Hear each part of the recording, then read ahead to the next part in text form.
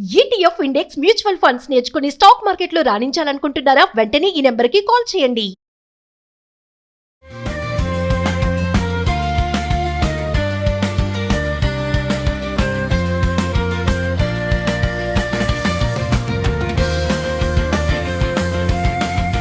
నమస్తే, welcome back to Suman TV. Present మనతో పాటు ఉన్నారు పబ్లిక్ స్పీకర్ రజనీ రమ్మ గారు.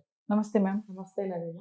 మేడం, ఇన్స్టా చూసినప్పుడు చూడండి, డిఫరెంట్ ఇన్ఫర్మేషన్స్ వస్తూ ఉంటాయి. కొన్ని సరదాగా ఉంటాయి, కొన్ని చమత్కారంగా కూడా ఉంటాయి. చాలా మంది ఏంటంటే ఎక్కడైనా ఒక సన్నివేశం చూసారనుకోండి, దాని వెంటనే వీడియో తీసి ఇన్స్టాలో పెట్టేస్తున్నారు. కొన్ని అవేర్నెస్గా కూడా ఉంటున్నాయి, కొన్ని నవ్వుకోవడానికి బాగుంటున్నాయి. ఇప్పుడు మన టీజీఎస్ఆర్టీసీ బస్సెస్లో కూడా మనకు మామూలుగా మనం బస్సు ఎక్కితే సీట్ వెనకాల ఒక కొటేషన్ ఉంటుంది. కొటేషన్ అంటే ఒక లైన్స్ రాస్తారు.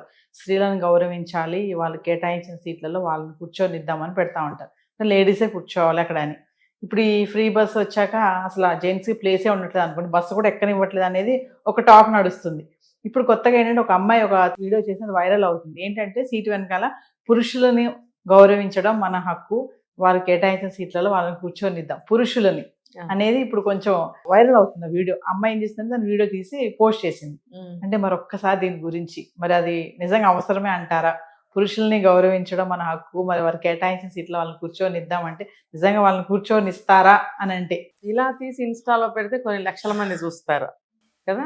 అదే కానీ ఆర్టీసీ బస్సులో ఉన్న బోర్డు దానికి ఆనుకునే ఒక 10 మంది 4 నుంచునే ఉంటారు. ఆ బోర్డుని ఎవరు చూడనిస్తారు, ఎవరు చదువుతారు? అయితే ఈ సైట్స్లో కూడా రాస్తారు కదా. జనరల్గా అయితే సైట్స్లో కూడా రాస్తారు. ఒక 2-3 సీట్స్ వరకు రాసి పెడతారు. మహిళ బొమ్మ వేస్తారు, 2 వైపులా చూసుకుంటారని చెప్పి. అయితే ఇప్పుడు ఏమవుతుందంటే, మనం ఫ్యాక్ట్ మాట్లాడుకోవచ్చు ఇక్కడ. స్త్రీలను గౌరవించే దేశం మనది, స్త్రీని గౌరవించే దేశం అయినప్పుడు స్త్రీని గౌరవించేవాళ్ళు ఇప్పుడు స్త్రీని ఎక్కడ గౌరవించటం లేదు, భయపడుతున్నారు. ఏది ఏమైనా అంటే వాళ్ళ భావనలో నుంచి స్త్రీ మీద ఉన్న గౌరవ భావం పోయింది. ఎందుకంటే అన్నిట్లో సమానం అంటున్నారు కదా. అన్నిట్లో మేము సమానం అన్నప్పుడు మరి నిలబడలేరా? చూడండి భయ్. నెంబర్ 2, ఇప్పుడు స్త్రీలకి బస్సు ఫ్రీ అని మనకి తెలంగాణ గవర్నమెంట్ వేరే వేరే స్టేట్స్లో కూడా ఉన్నాయి. తమిళనాడు, ఆంధ్రప్రదేశ్, ఇట్లా ఎక్కడ చూసుకున్నా సరే ఫ్రీ బస్ అని చెప్పి పెట్టినప్పుడు స్త్రీలకి టికెట్ ఫ్రీ అని అన్నంత మాత్రాన మొత్తం బస్సు అంతా మీకోసమే, ఓన్లీ ఫర్ లేడీస్ అని అనలేదు. అందరు జెంట్స్ కూడా ఎక్కుతారు. జెంట్స్ ఎక్కినప్పుడు మరి ఏ బస్ అయినా సరే సగం సీట్ల వరకే ఇది స్త్రీలకు కేటాయించిన సీట్లు, వారికి కేటాయించిన సీట్లలో వారినే కూర్చొనిద్దాం అని కూడా రాస్తారు కదా. అంటే మీ రిజర్వేషన్ సగం వరకే ఉంది. ఇంకా ఫ్రంట్ 1 సీట్ వచ్చేసి హ్యాండిక్యాప్డ్ వాళ్ళకి. ఓకే, అయినప్పుడు అక్కడి నుంచి బ్యాక్ అంతా మగవాళ్లే కదా. అంటే సగం కూడా ఇవ్వలేదు ఆడవాళ్ళకి. ఎందుకంటే మరి అప్పట్లో ఆడవాళ్ళు తక్కువ ప్రయాణం చేసేవాళ్ళు, టికెట్ పెట్టాలి కాబట్టి కార్ ఫెసిలిటీ ఉన్నవాళ్ళు వాళ్ళ కారుల్లో వెళ్ళిపోయేవారు కాబట్టి స్త్రీలు కొంతమంది వెళ్ళేవారు కాబట్టి అక్కడ వరకే ఉండేది, ఎక్కువ భాగం మగవాళ్ళకు ఉండేది. ఇప్పుడు ఏమైందంటే లేడీస్కి ఫ్రీ టికెట్ అనగానే బస్సు మొత్తం ఆక్యుపై చేసేస్తున్నారు, ఓన్లీ ఫర్ లేడీస్ లాగా. జెంట్స్ ఎక్కడానికి వీల్లేదన్నట్టుగా ప్రవర్తన చేస్తున్నారు. మన వైజాగ్లో చూసుకుంటే ఆ మధ్య జుట్లు పట్టుకుని బూతులు తెచ్చుకుని కొట్టుకుంటున్నారు. ఎవరు? మేలు ఫిమేలు. అంటే విచక్షణ కోల్పోయారు. అంటే అబ్బాయిలు కూడా ఫ్రస్ట్రేషన్ అవుతున్నారు మేడం.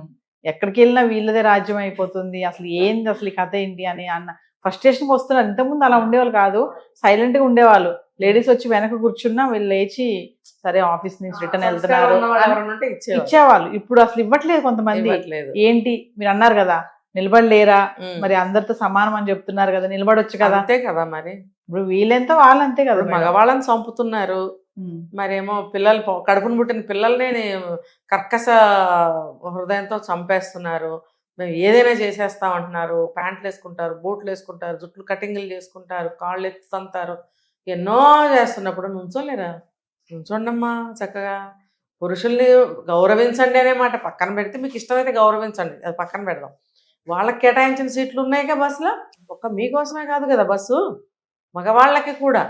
ఆడవాళ్ళు ఒక 30% కేటాయించారు వాళ్ళకి సీట్స్, తక్కువ వెళ్తారు ఆడవాళ్ళు. పాపం స్త్రీలను గౌరవించే పరిస్థితులు ఉన్నప్పుడు ఆడవాళ్ళు ఎక్కువ బయటకు రారు అన్నప్పుడు అంతవరకు కేటాయించారు. ఇప్పుడు మీరేం చేస్తారు, మొత్తం మీకే కేటాయించేసుకుంటే మరి వాళ్ళు అప్పటి నుంచి ఇప్పటికి ఎప్పుడు కష్టపడి బస్సులో ప్రయాణించే జీవులు మగవాళ్ళు.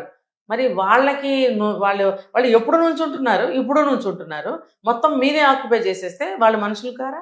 కాబట్టి ఇక్కడ మానవత్వంతో వాళ్ళు కూడా మనుషులు కాబట్టి ఒక మనుషులుగానైనా గౌరవించాలి, వాళ్ళకి కేటాయించిన సీట్లలో వాళ్ళని కూర్చొనిద్దాం అని రాయాలా? బుద్ధి లేదా? మనకి జ్ఞానం లేదా? మనకి ఇంతవరకే అది ఎప్పుడూ ఉంది అరువులు అన్నప్పుడు మీరు వెనక్కి వెళ్ళిపోయి ఆక్యుపై చేసేసి జుట్లు పట్టుకుని కొట్టుకోవడం ఏంటి? అది చాలా అంటే చాలా దరిద్రం అన్నమాట. ఎవరికి కొన్ని 50-50 వేసుకున్నా 50% మీరు కూర్చోండి. మిగతా మగవాళ్ళు కూర్చున్నప్పుడు తగాదాలు ఎందుకు, గొడవలు ఎందుకు, వాళ్ళని లేవమనడం ఎందుకు? మీరు అన్నట్టు ఫ్రస్ట్రేషన్తో వీళ్ళు ఖర్చు పుడుతుంది వీళ్ళకి. కొంతమంది ఇవ్వరు మేడం, కొంతమంది నిజంగా ఇవ్వనంటారు, అప్పుడు గొడవ అవుతుంది. లేడీస్ కొంచెం గొడవ రైజ్ చేస్తారు. అవును, లేడీస్ అడిగితే నువ్వు ఇయ్యవా అని వీళ్ళు రువాబ్ చేస్తారు. అవును, అక్కడ తప్పు మళ్ళీ వాళ్ళదే అవుతుంది, మగవాళ్ళు తప్పే ఇవ్వనందుకు. అందుకనే ఎవరు తప్పు చేయొద్దు, ఎవరు కొట్టుకోవద్దు. మీ పర్సంటేజ్ ఆఫ్ సీట్స్ ఎన్ని ఉన్నాయో వాటిల్లో మీరు కూర్చోండి, మిగతా వాటిల్లో వాళ్ళకి వదిలేయండి. అంతేగాని అంతా మాకే అనుకుంటే చాలా తప్పది. సమానత్వం అన్నప్పుడు ఇక్కడ కూడా సమానం తీసుకోండి. ఏదేమైనా అమ్మాయి నవ్వుతూ పెట్టినా అది కరెక్టే. అవును, ఇప్పుడు మనం ఏం చేయలేమమ్మా, మనం అన్ని చేస్తాం, నుంచుంటాం కూడా, మనం గంటలు గంటలు నుంచుందాము. నుంచున్నప్పుడు బస్సులో నుంచోము. ఇప్పుడు కూర్చునే హక్కు బస్సులో వాళ్ళకు ఉన్నప్పుడు వాళ్ళ హక్కును మనం ఎందుకు లాక్కోవాలి? వద్దు. ఏ విషయాన్ని ఎక్కడ విషయాన్ని అక్కడ తీసుకోవడానికి అలవాటు పడండి. ఇంటి దగ్గర విషయాలు ఏమైనా ఉంటే అక్కడ తీసుకోండి, ఇక్కడ విషయాన్ని ఇక్కడ తీసుకోండి. ఎందుకంటే సమాజంలో ప్రభుత్వాలు ఎంతమందికో ఎన్నో రకాలుగా రకరకాల కేటాయింపులు ఉన్నప్పుడు అన్నీ ఒకళ్ళే ఆక్యుపై చేసి లాక్కోవడం అనేది అమానుషం, దుర్మార్గం అంట నేను. దుర్మార్గం.